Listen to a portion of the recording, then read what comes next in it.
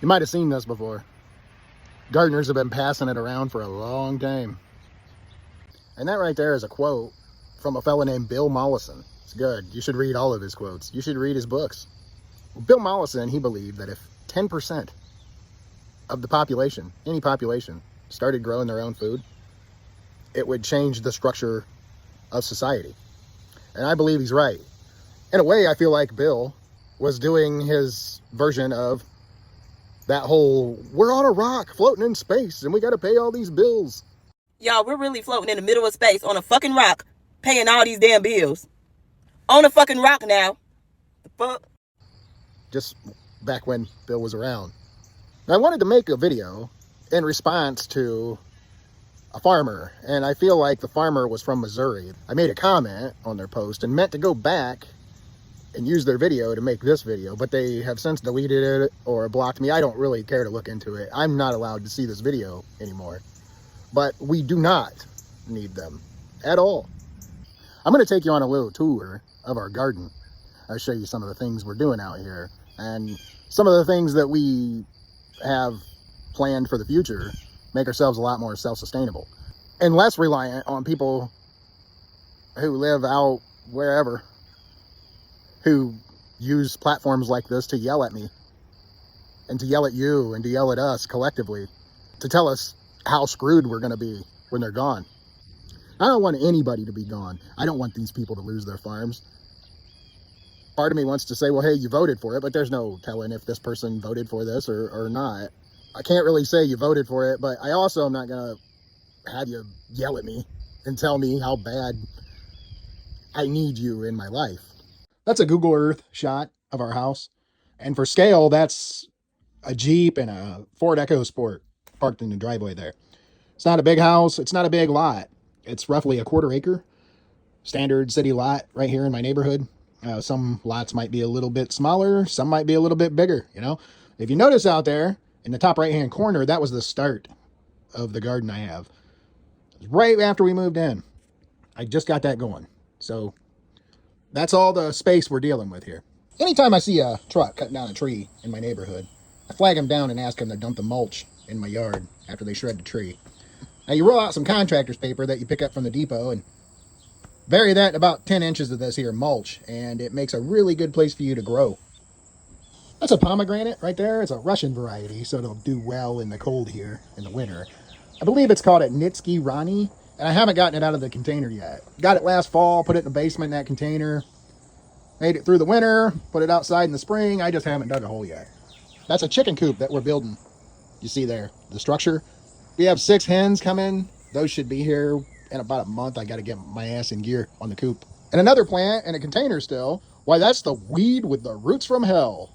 It's really kind of just an experiment at this point, but there it is in all its glory.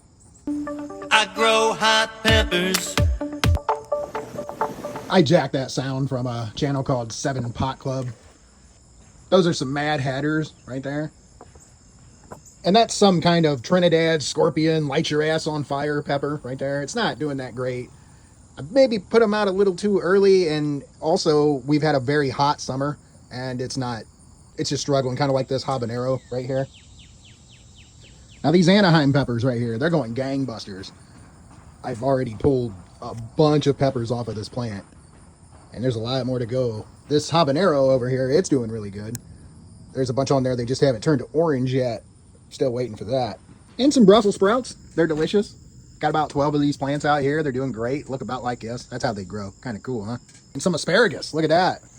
Planted this in the spring. You've got to let this go to seed and give away a couple of crops before they're good to go. But once you get them established, they're going to grow forever. They're going to feed you for the rest of your life. I think this is a Chicago fig tree. And that right there is where the new ones grow. In the ditch right there. On new growth. They grow in other places on old growth, but this thing was a damn stick back in the spring. It's almost as tall as I am now. Strawberries are amazing. You buy one plant and just take good care of it, and you could end up with an entire yard full of strawberries. Get the everbearing, so you don't just get one crop of them. You'll get strawberries all year long. And raspberries and blackberries will just kind of take over if you let them. So you got to kind of be careful. But I'm not careful. I let them things go. I love them. Donna throws them in the smoothies. Really only need to buy a couple of these, and You can propagate them very easily. You need to learn to propagate all of these things. Raspberries and blackberries. Delicious and nutritious. Grow basil, if for no other reason to let it flower, because the bees love it. But I love it too, so you can take that one little plant right there and propagate it and grow it everywhere. Yes, grow basil. Oh, sunflower head's about to open up. You got to keep your pollinators happy. They'll make you happy.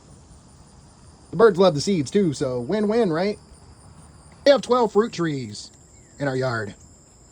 There are 4 apple trees, 3 peach trees, 2 pear trees, 2 plum trees, and a nectarine tree. Learn how to prune them, and it doesn't really matter whether they're dwarf trees or not. You're going to want to keep them short. You're planning on living for another 10, 20, 30, 40 years, right? You may as well be able to reach your apples when you get to be that old. This old flimsy-ass trellis has some grapes growing on it. I ain't got one grape off of it yet. Probably the heat. Maybe they just need another year or two before they start producing. But get some grapes, grow them. This here cabbage looks like it's ready. And I'll tell you how you know. Stick your hand on it, on the main part of it, and give it a squeeze. If it doesn't give much, pull that shit out of the ground, it's ready. Now, I haven't covered nearly everything, but this video is so long, I'm going to wrap it up with the tomatoes I grew this year. Holy cow. I got so many damn tomatoes, it's crazy. Pizza sauce for life. Now, don't just grow no regular ass tomatoes. You're doing this for yourself on your own. It's the same amount of effort required to grow the old generic tomato on the vine thing you see at the grocery store. And to grow you a nice heirloom, like an old German or a black Krim or Cherokee purples or, whatever. There's dozens of real cool. I got one called the mortgage lifter. I've got an old German. Just pick some cool stuff. The kind that you would pay $6 a pound for at the Kroger or wherever you shop. Get those and grow them and enjoy them. So that's our yard. And we have a lot of other things growing that I didn't show there. This thing was so long already, though. And thanks to anyone who made it all the way to the end. Farmers out in rural areas, understand that the relationship that people who live in cities have with you is not parasitic. It's mutualistic. Who are you going to sell the shit you grow to? Your 2 neighbors? Which one? Which one's going to buy it all? Without us, there's no you. Full stop. And I understand you feel like you're under attack. It's just because everyone's kissed your ass your entire life. You're no better than the rest of us now. And it's in thanks to large part to your rural brethren. That's all. Thanks for watching.